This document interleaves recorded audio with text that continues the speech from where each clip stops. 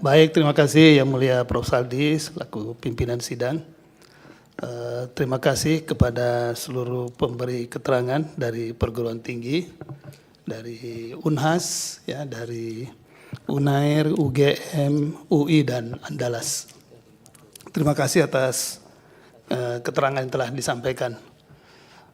Ada beberapa hal yang saya masih perlu dalami, ya, dalam kaitannya dengan keterangan-keterangan tadi yang telah diberikan.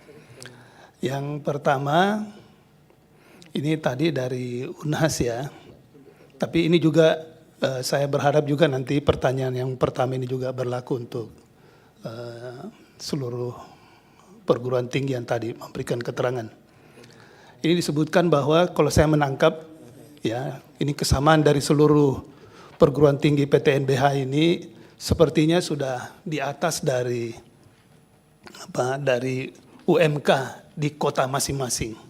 Apakah itu di Makassar kalau Unhas, apakah itu di Surabaya kalau UNER, ya, Jogja kalau UGM, Depok ya UI, dan Padang kalau Andalas. Semuanya saya melihat ini, ya, apa yang disampaikan tadi khusus untuk khusus untuk dosen atau tenaga pendidik yang non PNS, ya, tenaga pendidik non PNS, lebih khusus lagi yang tidak tetap, karena ini non PNS ini ada tetap, ada tidak tetap. Nah, kalau PNS-nya saya kira tidak ada masalah karena memang diatur oleh peraturan perundang-undangan. Tapi kalau ini yang dosen yang non PNS, baik yang tetap maupun yang tidak tetap, nah ini kan rekrutmen dari perguruan tinggi masing-masing yang disebut sebagai dosen universitas, kan gitu. Nah, dalam kaitan ini, ya, yang pertama adalah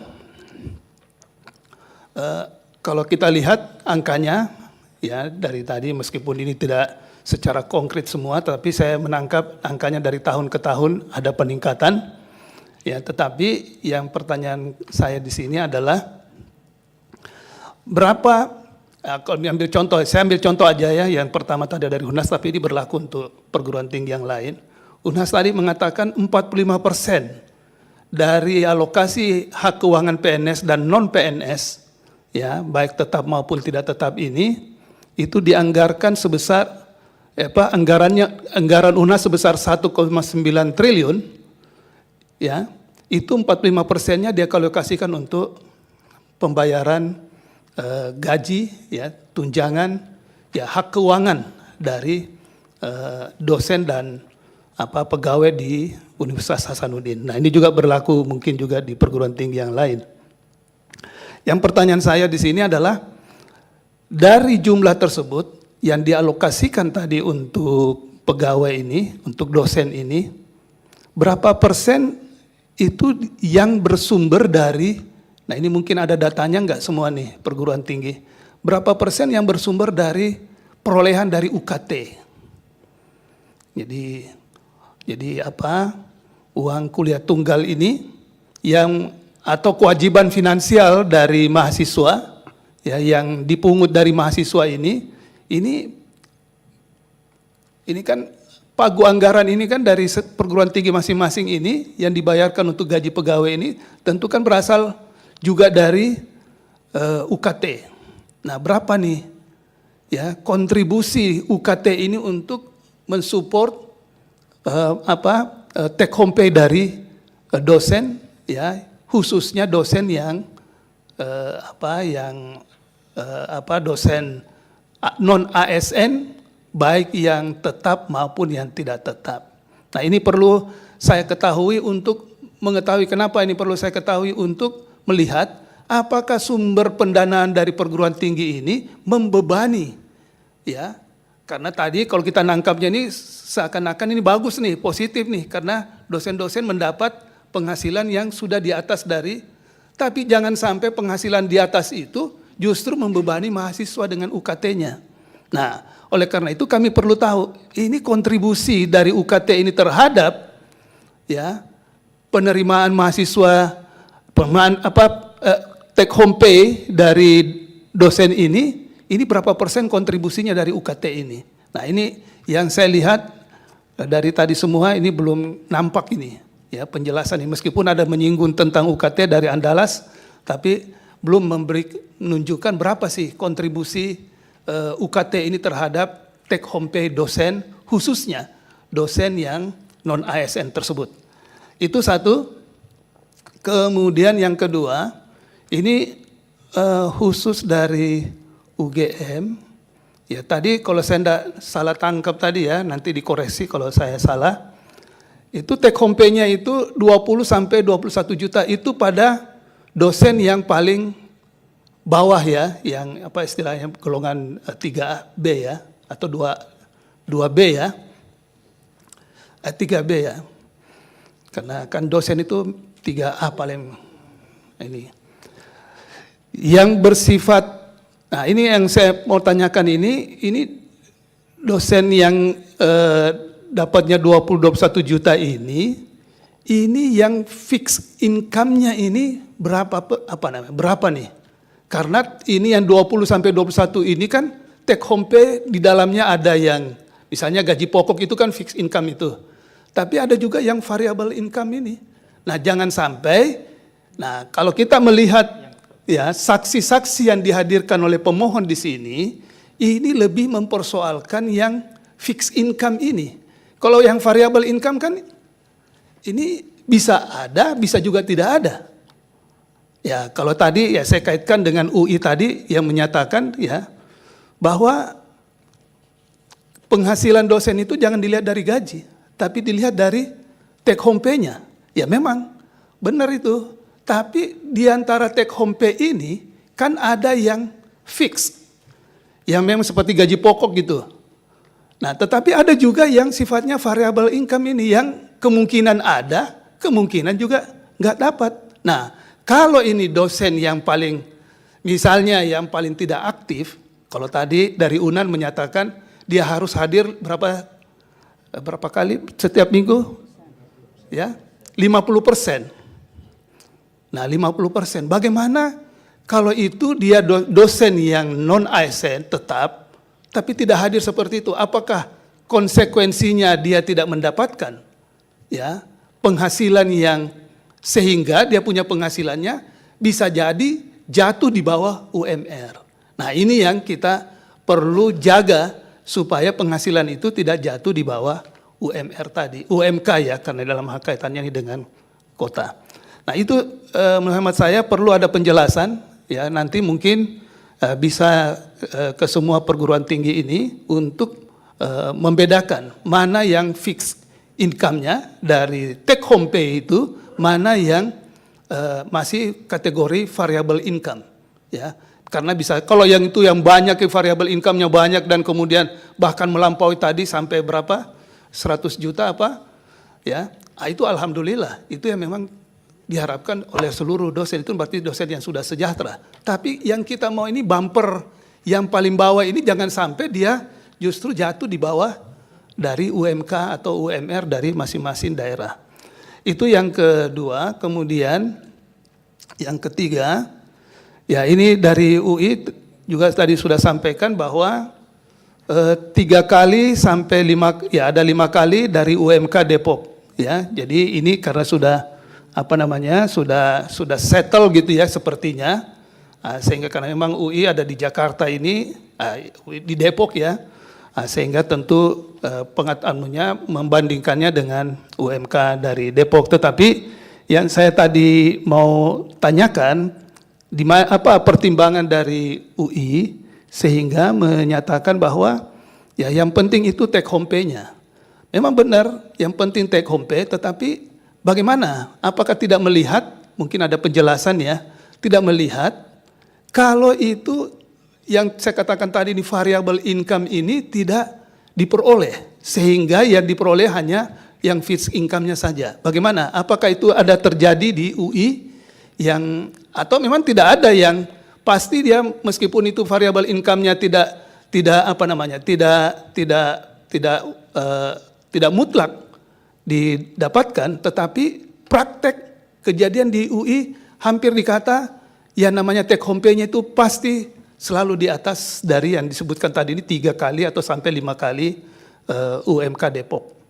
Nah, ini yang untuk UI yang saya ingin tanyakan. Kemudian dari Andalas ya juga saya ingin tanyakan hal yang umum tadi, dan ini yang hal yang khusus yang kaitannya dengan 50% kehadiran tadi. Karena ini juga berkorelasi dengan, ya saya sudah pernah juga ngobrol dengan Yang Mulia Pak Arsul, ya tidak hanya kita dorong untuk penghasilan tinggi, tapi kewajiban untuk mengajarnya juga itu perlu ada juga batas tertentunya. Nah, seperti contoh yang diberikan tadi oleh dari UNAN bahwa itu harus ya dengan kewajiban harus hadir 50% dari hari kerja. Nah, cuma pertanyaan saya di sini, kenapa menggunakan tolok ukur hadir fisik? Apakah ya kan biasanya itu dari jam kerja atau dari pelaksanaan tugasnya. Kalau hari berdasarkan 50 kehadiran fisik, jangan-jangan hadir secara physically di kampus, tetapi ya kita tahu juga banyak juga yang hadir di kampus ya hanya datang ngobrol-ngobrol antara sesama kolega tapi tidak melaksanakan tugas tridharmanya.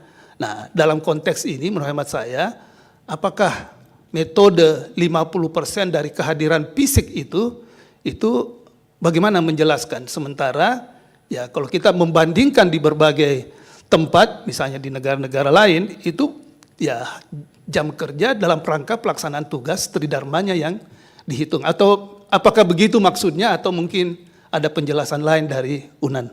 Mungkin dari saya demikian, Yang Mulia, saya kembalikan Yang Mulia Pak Wakil. Terima kasih. Terima kasih Yang Mulia Prof. Guntur. Yang Mulia Bapak Arsul Sani, dipersilakan. Terima kasih Yang Mulia Pak Wakil selaku Ketua Sidang. Terima kasih sebelumnya kami sampaikan kepada para pemberi keterangan, Ibu Rektor UGM, Ibu Wakil Rektor Farida Patitinggi, dan para Bapak Wakil Rektor dari UI, Erlangga, dan UNAN. Sebagian pertanyaan tadi sudah ditanyakan oleh Yang Mulia Prof. Guntur Hamzah. Saya ingin langsung saja ya pertanyaannya terkait dengan norma yang dimohonkan pengujian, yakni norma pasal 52 Undang-Undang Guru Dosen ayat 1, ayat 2, dan ayat 3 ini paling tidak yang ada di dalam permohonan nomor 247. Nah, Ibu Bapak sekalian para pemberi keterangan, ini kalau saya membaca pasal 52 Undang-Undang Guru dan Dosen, maka di sini dikatakan, ini tentu karena undang-undang ini kan dibentuk sebelum rezim PTNBH dan lain-lain itu diintroduksi di negara ini. Ya. Tetapi setelah diintroduksi, toh undang-undang ini memang belum berubah. Nah, karena belum berubah maka masih berlaku. Nah, ayat 2 dari undang-undang ini mengatakan dosen yang diangkat oleh satuan pendidikan tinggi yang diselenggarakan oleh pemerintah atau pemerintah daerah diberi gaji sesuai dengan peraturan perundang-undangan.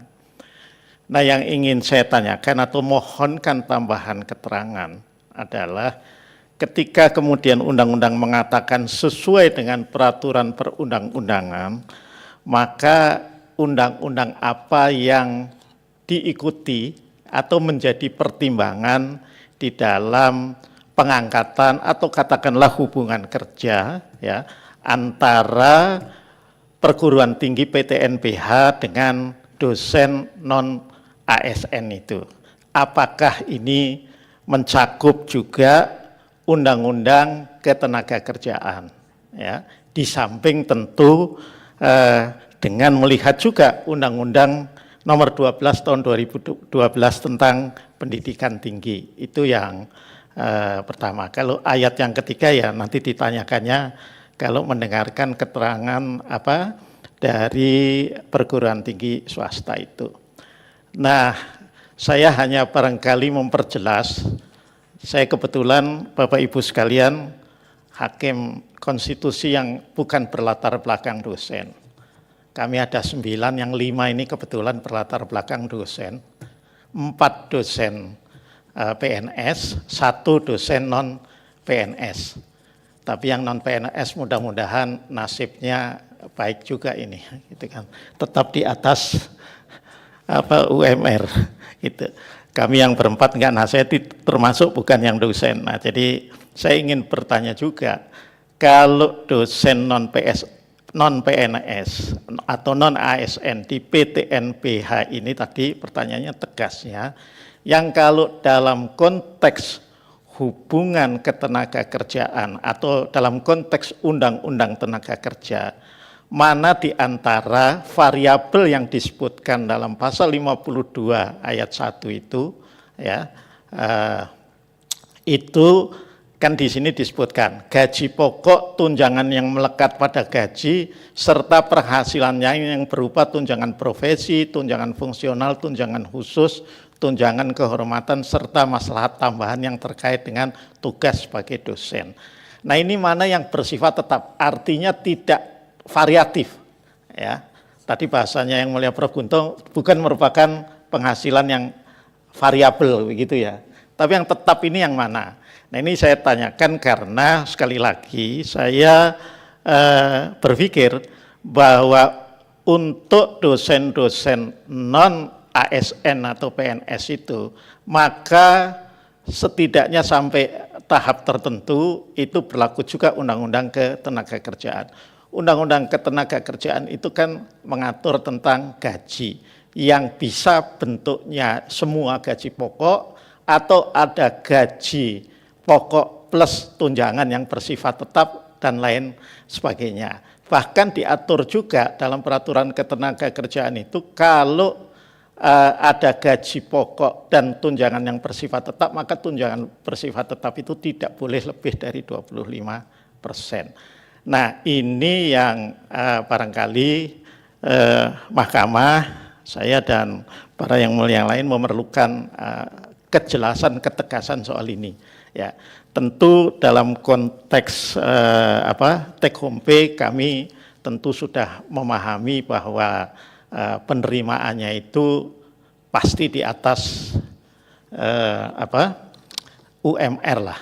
Terima kasih Pak Wakil Rektor UI. Sebagai alumni saya senang juga kalau tadi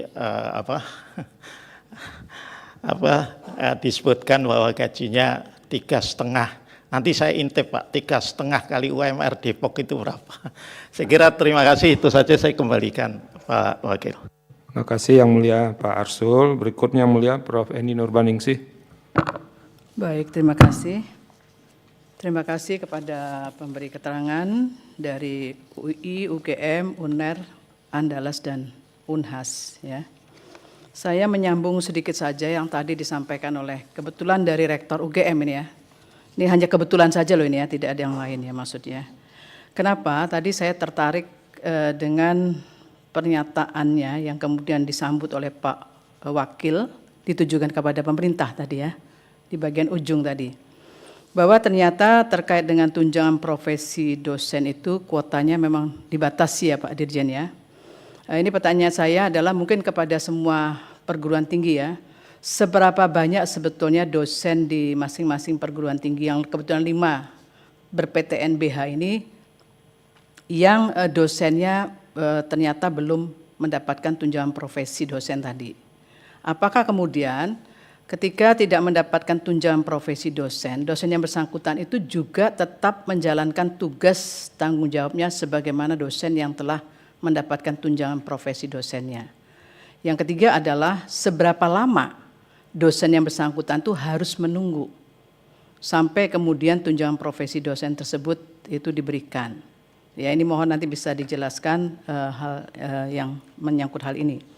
Kemudian kepada pemerintah, ini karena ada kaitannya dengan APBN kan terkait dengan tunjangan profesi dosen ini kan ada keterbatasan kuota. Pertanyaan saya, apakah keterbatasan kuota itu dia semakin mengecil atau justru sebenarnya sama atau meningkat Pak gitu kuotanya itu. Sehingga kemudian tetap ada keterbatasan terus setiap saat terkait dengan kuota untuk pemenuhan tunjangan profesi dosen itu. Apakah memang tidak bisa tercukupi dari anggaran pendidikan yang sudah ditetapkan sebagai mandatory spending 20% itu untuk kemudian memenuhi kuota tunjangan profesi dosen. Artinya sesuatu tunjangan profesi yang seharusnya ya itu dia melekat seketika dia diangkat sebagai dosen, tapi kok kenapa harus kemudian ada masa menunggu yang cukup lama. Itu mohon nanti bisa dijelaskan dari pemerintah soal itu.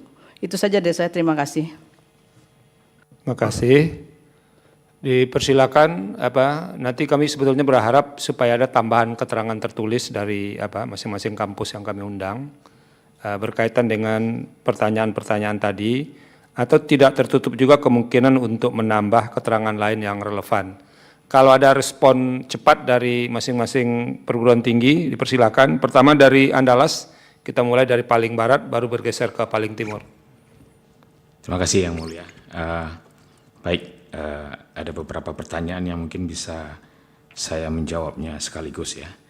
Yang pertama tadi soal berapa porsi dari penerimaan UKT untuk kesejahteraan pegawai keseluruhan. Jadi kami hitung itu dari penerimaan UNAN ya, yang berasal dari UKT itu sekitar 37% kami alokasikan untuk kesejahteraan. Jadi untuk menambah yang tadi kami sebut sebagai remunerasi. Kami punya semacam katakanlah batasan internal gitu ya. Kami akan membatasinya sebesar 40% dari total penerimaan UKT itu untuk untuk menambah kesejahteraan dari pegawai. Jadi kalau meningkat tentu akan meningkat. Jadi dia akan meningkat sejalan dengan peningkatan pendapatan dari Universitas Andalas. Nah, apabila misalnya ini kalau dibandingkan dengan gaji dari negara itu sebesar 260 miliar. Jadi jumlahnya cukup besar ya dari subsidi dari negara untuk Andalas dalam bentuk gaji untuk ASN atau PNS ya, PTT dan juga PNS. Nah, kemudian tadi berkaitan dengan fixed income. Ini kami sudah punya data Yang Mulia dari dosen tetap yang diangkat oleh rektor ya, UNAN. Itu mereka ada yang belum menerima remunerasi tadi karena belum diangkat 100%. Nah, itu kalau mereka hanya mendapatkan ini gaji pokok, jadi kalau kita hitung ya, yang umum itu adalah mereka gaji pokok, kemudian tunjangan umum, tunjangan fungsional. Mereka kalau umpamanya belum punya fungsional, mereka diberi tunjangan umum. Besarannya sebesar 185.000 per dosen. Kemudian tunjangan suami istri, tunjangan anak, tunjangan beras, dan juga berbagai macam tunjangan, ada BPJS, ini dikurangi ya dengan potongan. Ada uang makan sebesar 777.000 per bulan, tergantung kehadiran ini uang makan ini. Nah, itu mereka paling rendah menerima sebesar 4,7 juta. Beserta dengan gaji pokok ya Pak Wan? Iya, gaji pokok ya. Di luar remunerasi tadi. Mereka terima sebesar 4,7 juta. Jadi sekitar 1,3, 1,4 di atas UMR. Nah, ini untuk yang dosen tetap yang diangkat oleh Rektor PTNBH. Nah, kami itu memang di peraturan PP 95 tahun 2021 itu mengatakan bahwa pegawai UNAN yang diangkat oleh Rektor itu mengikuti peraturan ketenagakerjaan. Nah, jadi memang di dalam PP PTNBH itu dibunyikan secara tegas seperti itu. Selain ASN ya, mengikuti peraturan di bidang ketenagakerjaan. Dan itu diturunkan di dalam peraturan rektor juga. Sehingga kami harus mengikuti ketentuan UMR ini. Nah, kemudian izin Yang Mulia Pak Wakil, yang tadi dasar hukumnya tadi itu di mana tadi yang disebutkan? Di peraturan pemerintah tentang Perguruan Tinggi Negeri Badan Hukum Universitas Andalas. Yang khusus untuk Andalas ya? Ya, PP 95 tahun 2021. Kalau boleh itu kami dapatkan PP-nya yang dari Andalas itu punya. Ya. Saya izin ya, nanti boleh izin Pak Wakil. Terima Dan kasih. itu kami turunkan ke dalam peraturan rektor seperti itu. Kemudian berkaitan dengan sertifikasi, ini menjawab pertanyaan dari Yang Mulia Erni Nurbaningsih ya. dari 1.498 dosen ASN itu, ada sekitar 15% dosen kami itu belum sertifikasi. Itu terutama dosen baru dan juga dosen-dosen senior yang tidak mau ngurus sertifikasi. Ini bukan soal kuota, ini ada juga ternyata dosen-dosen kita itu yang tidak mau mengurus sertifikasi ini. Tapi sebagian besar adalah dosen-dosen baru yang diangkat di tahun 2024 ya, saya lupa, 2025 itu ASN yang terakhir. Mudah-mudahan ini terus, kita berharap sebenarnya dari kementerian itu terus memberikan kuota PNS karena kita tidak mampu membayar dari UKT. Nah kemudian untuk dosen baru yang pegawai tetap UNAN yang diangkat oleh rektor itu sudah ada 2 orang yang menerima sertifikasi. Nah itu dibayar oleh APBN. Ya. Izin Pak Wakil, Silakan. Pak Warek, itu mereka tetap menjalankan tugas kewajibannya Tridharma semua, itu yang tidak, yang 15% itu. Iya, karena mereka Tetap. juga menerima Yang tidak remunerasi. mau mengurus tadi katanya. Oh bukan, dosen baru tadi yang tidak mau mengurus hanya sedikit sekali itu Sedikit yang sekali. mulia. Tapi tetap menjalankan Tridharma. Oh iya, menjalankan Tridharma ya. Mohon maaf ini termasuk anandanya Profesor Saldi belum menerima sertifikasi. Ada sertifikasi dari orang tua. Karena dosen baru gitu yang mulia. Nah itu sudah ada yang mengurus, jadi mereka ini kan harus ikut proses ya. Nah, biasanya sekitar 2 tahun. Tapi ada yang cepat juga 1,5 tahun. Nah ini dosen tetap kita ini ada yang 1,5 tahun sudah menerima sertifikasi. Dosen tetap yang diangkat oleh rektor itu segera mengurus, kemudian mereka sudah mendapatkan sertifikasi. Nah, karena ada prosesnya. Itu mungkin penjelasannya. Terima kasih yang mulia. Terima kasih. Ini Pak Efrisal nih apa ini membocorkan rahasia dapur saya juga. Dari UI kalau ada yang mau dijelaskan? Silakan Pak Warek. Mohon izin kami berupaya menjawab pertanyaan dari Yang Mulia Hakim. Pertanyaan yang pertama mungkin dari Yang Mulia Pak Guntur Hamzah mengenai berapa persen sebetulnya pendapatan universitas yang berasal dari UKT, dari mahasiswa, dan juga dari pemerintah.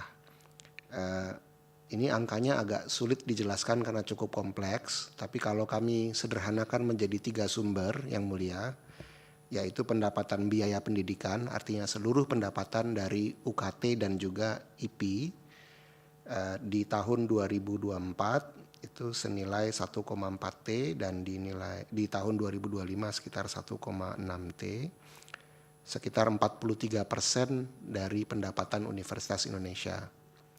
Pendapatan dari DIPA dan BPPTN, artinya dari APBN pemerintah, itu sekitar di tahun 2024 447 miliar dan di tahun 2025 sebesar 393 miliar. Jumlahnya memang berkurang sehingga turun dari 12% di 2024 menjadi 10% di 2025. Namun kami juga mencatat bahwa walaupun pendapatan dari DIPA dan BPPTN berkurang, pemerintah melalui kementerian memberikan banyak pendanaan-pendanaan yang sifatnya kompetitif. Jadi misalnya hibah riset atau hibah atas performance pemeringkatan dan seterusnya. Nilainya sekitar 350 miliar sehingga mencapai sekitar 9%. Pendapatan non biaya pendidikan ini 1,8 T, jadi sekitar 47%. Jadi secara total yang mulia sebetulnya Universitas Indonesia hanya ditopang oleh 43% pendapatannya dari biaya pendidikan dari mahasiswa. Sebesar 10-19%, ini 10% yang fix tadi yang mulia diberikan oleh pemerintah, tapi kalau dosen-dosen kami sangat produktif menyusun proposal penelitian begitu ya, mereka bisa mendapatkan hibah-hibah lagi sehingga secara tidak langsung ada pendapatan universitas melalui produktivitas dosen yang angkanya bisa naik dari 10 menjadi 19%. Tapi 47% memang didapat dari hasil-hasil usaha Universitas Indonesia sendiri yang mulia.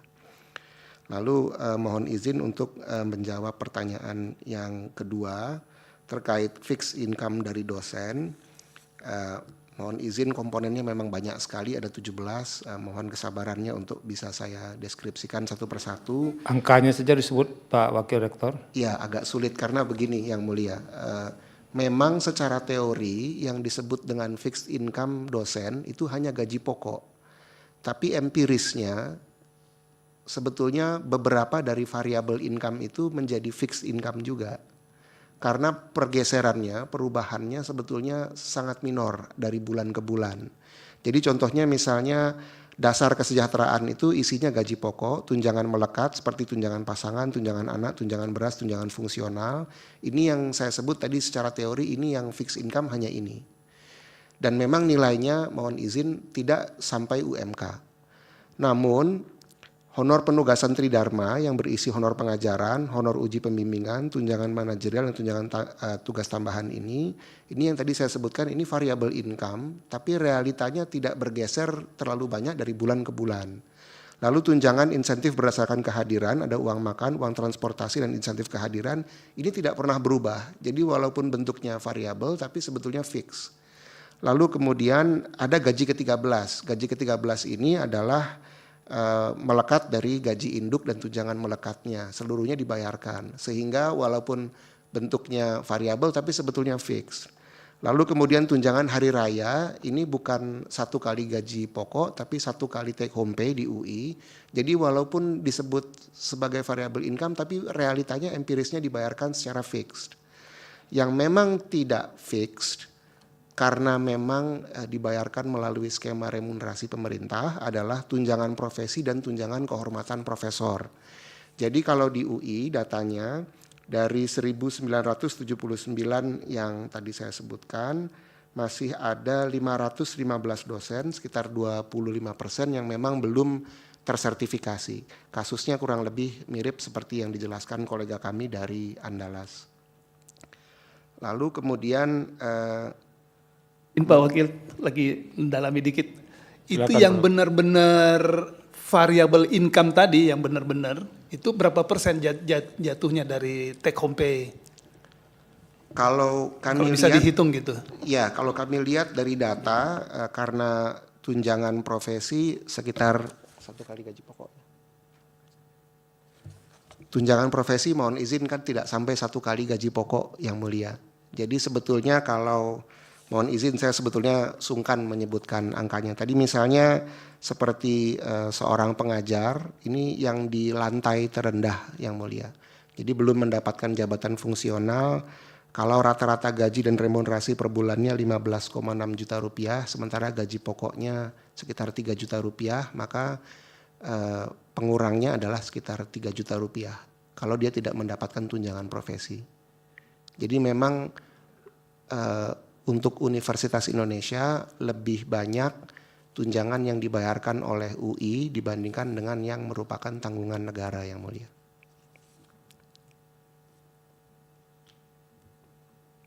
Cukup Pak Marek? Cukup. Terima kasih. Dari UGM, Bu Rektor. Yang Mulia, ini saya bersama dengan Bapak Wakil Rektor Keuangan, jadi izin untuk Bapak Wakil Rektor Keuangan untuk ikut menjawab. Terima kasih, silakan Pak Warek. Terima kasih Yang Mulia, ya, merespon atau menjawab pertanyaan Yang Mulia Pak Guntur tadi, Hakim Agung Pak Guntur tadi. Yang pertama adalah porsi gaji yang ada di UGM kalau dibandingkan dengan RKAT secara keseluruhan dari total anggaran tahunan UGM itu di angka 51%. Sementara UKT-nya atau penerimaan dari pendidikan dari mahasiswa baik program S1 sampai dengan S3 itu di angka 35%. Sehingga sebenarnya kalau penerimaan pendidikan ini digunakan untuk membiayai belanja pegawai itu saja sebenarnya belum mencukupi. Nah, secara lebih detail kalau dari total belanja pegawai khusus dosen, untuk belanja dosen itu sekitar 10% ini dibiayai dari penerimaan pendidikan yang diterima oleh UGM. Nah, kemudian untuk dosen yang awal, ya, sesuai dengan peraturan pemerintah mengenai pegawai negeri sipil, dosen pada tahun pertama itu sifatnya masih calon pegawai negeri sipil, dan itu mendapatkan penghasilan 80% dari gaji pokok dan tunjangan yang melekat. Nah, di UGM itu kalau master itu di angka sekitar 2,8 juta, sedangkan kalau mereka adalah sudah berpendidikan S3 itu di angka sekitar 3 juta dolar. Itu penghasilan pokok yang rupiah. Rupiah, Pak. 3 Kalau juta dolar banyak rupiah. banget itu. Itu penghasilan pokok yang diperoleh oleh dosen, dan itu akan berlangsung selama antara 6 bulan sampai dengan 1 tahun. Nah, tapi ini masih di atas UMK, karena UMK di Kabupaten Sleman itu di angka 2,6 juta rupiah. Kemudian kalau kita melihat tadi dari keseluruhan gaji dosen tetap UGM maupun dosen tetap PNS, itu sebenarnya yang betul-betul menjadi gaji pokok itu hanya ya, gaji tetapnya, gaji pokoknya yang menjadi gaji tetap itu adalah gaji pokok ditambah dengan tunjangan-tunjangan melekat saja. Sehingga sebenarnya kalau kita lihat range-nya dari dosen yang awal pertama kali masuk tadi di angka 2,8 juta, kalau kemudian sampai guru besar itu mungkin hanya sekitar di angka 5,5 juta rupiah per bulan. Nah, itu adalah gaji tetapnya, karena sifatnya yang lain adalah sifatnya variabel. Ini yang kemudian menjadi catatan. Ini pun sebenarnya kan tadi sudah termasuk tunjangan fungsional, karena tunjangan fungsional guru besar itu juga relatif sudah sejak tahun 2007 itu di angka 1.350.000 rupiah saja gitu ya. Yang kalau kita menggunakan perbandingan emas di angka 2007, jika tunjangan fungsional guru besar saat itu dibelikan emas dan dijual sekarang itu sudah di angka 18,3 juta rupiah. Jadi memang ini perubahannya sudah cukup besar. Nah, kemudian dari pertanyaan yang mulia Ibu Eni Nurbaningsih, berapa dosen yang belum mendapatkan sertifikasi dosen? Di UGM itu di angka sekitar 30% dosen ini belum memperoleh sertifikat dosen. Itu yang dari PNS itu ada 213 dari yang sudah 1.534, sementara yang non PNS itu yang belum serdos di angka 658 dari, sedangkan yang sudah serdos itu di angka 436. Saya kira demikian yang mulia jawaban kami. Terima kasih Pak Warek. Dari Unair, Pak Warek silakan. Terima kasih izin yang mulia. Kami menjawab dari yang mulia Ibu Eni. Saat ini sebagaimana kami sampaikan, dosen kami 1.637 yang belum serdos 1,8% saja. Jadi hanya 29 orang. Nanti mungkin akan diperjelas mohon izin oleh Direktur Sumber Daya Manusia, Bapak. Kami persilakan.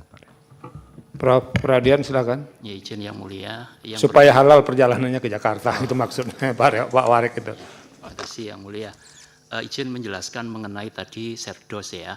Jadi kan disampaikan Pak Wakil Rektor tadi yang BKD kita hanya 1,08 dosen yang tidak memenuhi atau sekitar 22 orang. Nah, untuk yang belum serdos dari jumlah dosen kami itu 26% atau 414 dosen. Ini akan makin bertambah karena kami melakukan rekrutmen internal yang non ASN.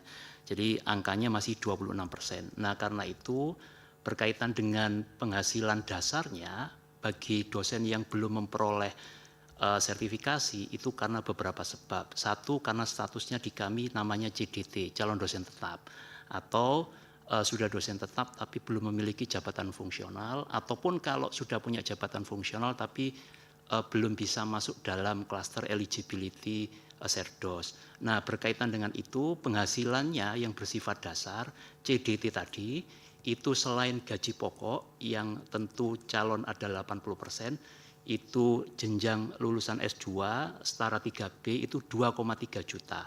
Ditambah uang makan 740.000, kami sistem kehadirannya sebagian besar fleksibel, yaitu presesinya secara online, tidak dilakukan kehadiran fisik. Beberapa fakultas memperlakukannya tapi tidak penuh. Nah, lalu masih dapat lagi yang namanya tambahan tunjangan fungsional atau peningkatan profesionalisme yang 80% dari 2,3 sama 80% 2,3 juga. Lalu ditambah namanya tunjangan kesejahteraan dosen itu 1.600.000 sehingga CDT calon dosen tetap itu penghasilan dasarnya itu 6,98 juta. UMK Surabaya itu 5,2. Ini masih calon. Naik lagi yang punya Javung tapi belum Serdos itu total 9,126. Lalu kemudian meskipun sudah punya fungsional tapi belum ikut Serdos itu 10,970 karena ada tunjangan praserdos. Itu dasar semua penghasilan dasar, tidak termasuk komponen variabel, insentif dan sebagainya. CDT pun sejak start pertama kalau dia punya publikasi, dia bisa memperoleh insentif. Namanya di kami namanya IPKI, insentif publikasi karya ilmiah. Itu tambahan yang dapat kami berikan. Terima kasih Prof. Radian. Ibu Farida, silakan. Ya baik, terima kasih Yang Mulia. Tadi menjawab pertanyaan Yang Mulia Prof. Guntur. Ya, jadi dari tadi alokasi anggaran Universitas Hasanuddin yang kami alokasikan untuk seluruh kesejahteraan dosen, mulai dari gaji, tunjangan, itu dihitung dari sumber dana APBN maupun internal Universitas Hasanuddin, itu sekitar 45%. Nanti detailnya kami akan berikan secara tertulis ya Prof, karena ini saya tidak membawa Direktur Keuangan sehingga detailnya nanti saya takut menjelaskan sesuatu yang tidak tepat. Dan untuk yang penghasilan tetap atau fixed income, sebenarnya tadi saya sudah sampaikan bahwa memang rata-rata kalau yang golongan 3B dengan asisten ahli yang paling rendah, itu tadi kami sampaikan itu sekitar total per bulan itu 9,7 juta, 9.756.083. Di sana terdiri dari gaji pokok, lauk pauk, tunjangan istri suami, tunjangan anak, tunjangan BPJS Kesehatan, tunjangan ketenagakerjaan, tunjangan hari tua, tunjangan fungsional, karena sama saja untuk PNS dengan non-PNS tetap itu disetarakan. Kemudian juga kita berikan yang bersifat tetap setiap bulan, itu insentif kinerja wajib namanya, itu per golongan maupun jabatan fungsional. Kalau dia 3B dengan AA itu 2.050.000, kalau dia 3C lektor 2.700.000, 3D lektor 2.700.000, 4A lektor kepala 3.600.000, 4B lektor kepala 3.600.000, dan juga 4C lektor kepala juga 3.600.000, dan untuk yang 4D maupun 4E yang profesor itu 5 juta. Ini setiap bulan ini Prof. Ya. Dan lebih dari itu ada namanya insentif kinerja lebih, itu diberikan juga jika beban SKS-nya melebihi 12 sampai 16 SKS. Nah, itu akan dibayar lebih kepada dosen-dosen kita.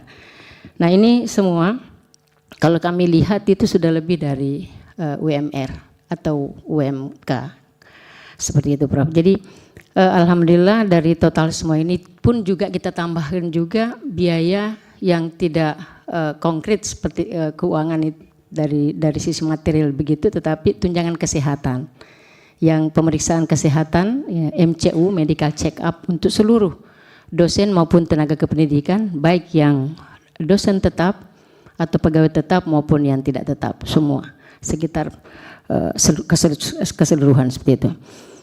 Nah kemudian yang tadi dari alokasi anggaran tentu nanti kami akan berikan yang lebih fix Prof, berapa persen, karena selama ini Unhas belum pernah lagi ya sudah cukup lama tidak menaikkan UKT.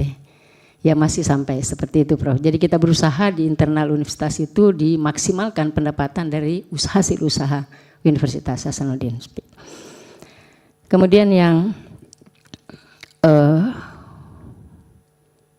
tadi dari Prof, dari Yang Mulia Pak Arsul Sani yang berkaitan dengan landasan kebijakan atau undang-undang yang mendasarinya, ya kami juga tadi sesuai dengan peraturan pemerintah tentang PTNBH Universitas Hasanuddin maupun juga keputusan rektor tentang pemberian gaji dan tunjangan internal dosen tidak tetap Universitas Hasanuddin. Seperti itu Yang Mulia.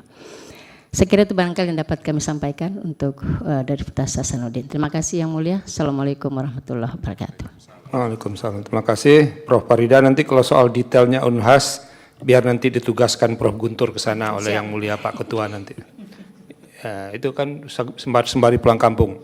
Nah, kami berharap ada keterangan tambahan yang disampaikan oleh masing-masing universitas supaya kami menjadi lebih clear untuk menjelaskan atau menjawab, mempertimbangkan permohonan ini.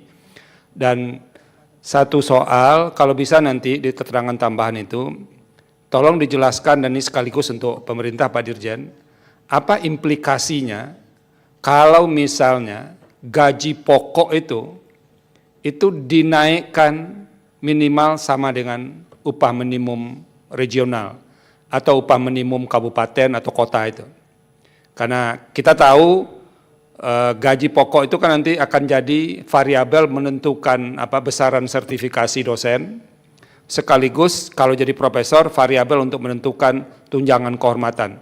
Nah, tolong kami diberitahu implikasi kalau itu dinaikkan minimal sama dengan UMR atau UMK. Kira-kira dalam angka-angkanya berapa puluh miliar harus terjadi penambahan kalau itu dinaikkan. Itu salah satu yang mungkin kami bisa dibantu oleh masing-masing universitas. Pak Dirjen, sebelum saya kembalikan ke Pak Ketua, ini saya lihat semua wakil rektor 2 ini, Pak Hifrizal sebelum jadi wakil rektor 2 dulu rambutnya hitam sekali, Pak. Begitu jadi wakil rektor 2, rambutnya sudah memutih semua. Karena itu setiap hari di grup dosen itu yang ditanya, P1-nya kok belum keluar, Pak Rektor katanya. P2-nya kok belum keluar. Saya dengar itu, tapi saya nggak boleh berkomentar karena saya hanya mendengar dari luar. Tapi wajib saya sampaikan ke Pak Dirjen. Karena apa? Ini memang secara umum kita harus mendiskusikan ulang soal pendapatan kalangan pengajar, mulai dari tingkat paling rendah sampai ke perguruan tinggi. Itu jadi tugas kita bersama. Saya kembalikan ke Yang Mulia Bapak Ketua. Terima kasih. Baik, terima kasih Pak Wakil Yang Mulia Prof. Saldi. Iya, tadi juga ada pesanan dari Prof. Pak Dirjen, supaya keterangan-keterangan yang dimintakan tambahan data-data itu supaya segera ditambahkan, termasuk rencana kenaikan gaji untuk para dosen tadi yang disampaikan Prof. Saldi. Sejauh mana progresnya itu Pak Dirjen. Baik, untuk sidang hari ini dianggap cukup dan kami dari Majelis Hakim masih akan memanggil beberapa perguruan tinggi dari Universitas Islam Sumatera Utara, Universitas HKBP Non-Mention Medan, Universitas Katolik de La Salle Manado, dan Universitas Abu Yatama Aceh. Sebelum ditutup, terima kasih untuk para pemberi keterangan dari Universitas Hasanuddin, Ibu Wakil Rektor, kemudian dari Universitas Gadjah Mada, Ibu Rektor, kemudian dari Universitas Indonesia, Andalas dan Airlangga, Wakil Rektor, Bapak-Bapak Wakil Rektor. Mudah-mudahan keterangannya bisa menjadi pertimbangan bagi majelis dalam memutus permohonan ini. Baik, untuk itu sidang ditunda hingga Rabu 29 Juli 2026 pukul 10.30. Acaranya mendengar keterangan dari beberapa universitas swasta yang kami sebutkan tadi. Terima kasih untuk sidang hari ini, untuk semua pihak. Sidang selesai dan ditutup.